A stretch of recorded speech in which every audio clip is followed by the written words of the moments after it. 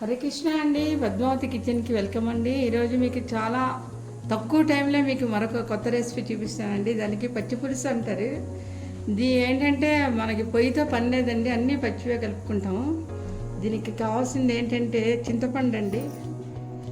ఇక ఇంత చింతపండు, ఈ చింతపండు వాటర్ తీసి జ్యూస్ వేసుకోవాలి. ఇందులోని వేసుకున్న తర్వాత అందులోని ఈ పచ్చిమిర్చి, కొత్తిమీర ఇలాగా సన్నగా కట్ చేసేసుకుంటాము. అలాగే కొంచెం బెల్లం వేస్తాము, కొంచెం ఉప్పు, రుచికి సరిపడా ఉప్పు వేస్తాము, పసుపు వేస్తాము, కొంచెం నూనెపొడి వేసుకుంటాము. పోపుకి మళ్ళీ ఏంటంటే పచ్చిమిరపకాయలు కూడా 2 వేసుకుంటాము. పోపుకి ఆవాలు, జీరా, కొంచెం ఇంగువ, ఒక 2 ఎండుమిరపకాయలు వేస్తాం, అంతేనండి. ఈ చింతపండులో ఇలా నీళ్ళు ఎక్కువ వేసుకోవాలండి.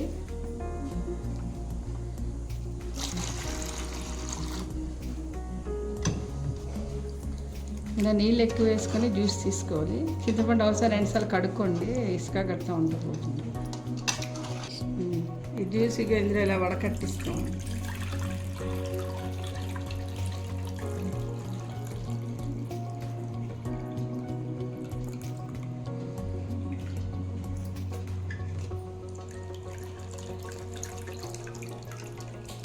ఇందులో ఏంటంటే ఇలా జ్యూస్, చింతపండు జ్యూస్ తీసేసుకున్నాం కదండి, దీనికి రుచికి సరిపడా ఉప్పు వేసుకుంటామండి.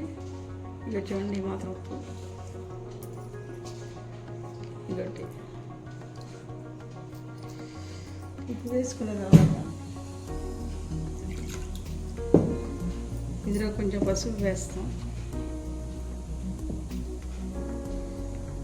అలాగే ఈ కొత్తిమీరని, కరివేపాకు కట్ చేసుకునేది ఇందులో వేసుకుంటాం.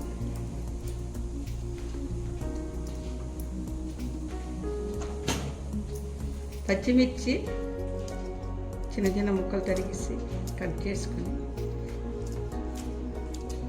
3 పచ్చిమిరపకాయలు వేసానండి. వేసిన తర్వాత ఇందులోని నూనెపొడి ఎక్కువ వేస్తే టేస్ట్ బాగుంటుంది.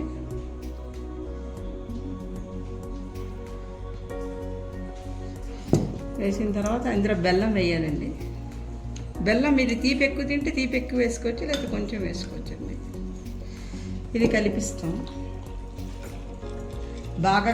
బెల్లం కరిగే వరకు కలిపేసి ఇందులోని ఆవాలు, జీరా, ఒక ఎండుమిరపకాయ, ఇంగువ తడక, అదే పోపు వేస్తే అంతేనండి, రెడీ, ఫటాఫట్. ఇలా ఉంటుంది.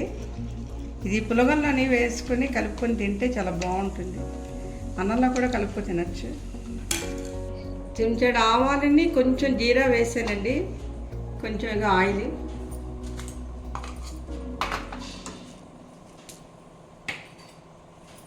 ఒక 2 ఎండుమిరపకాయలండి,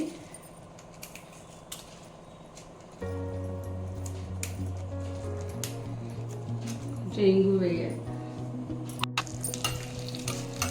ఆవాలు, జీరా, కొంచెం ఇంగు అండి.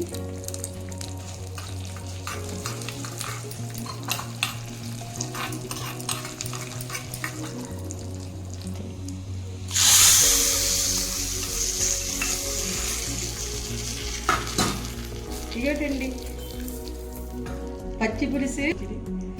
మీరు కూడా ట్రై చేసి తప్పకుండా చెప్పండి. సబ్స్క్రైబ్ చేయకపోతే మీరు చేసి నాకు సపోర్ట్ చేస్తారనుకుంటున్నాను. హరే కృష్ణ.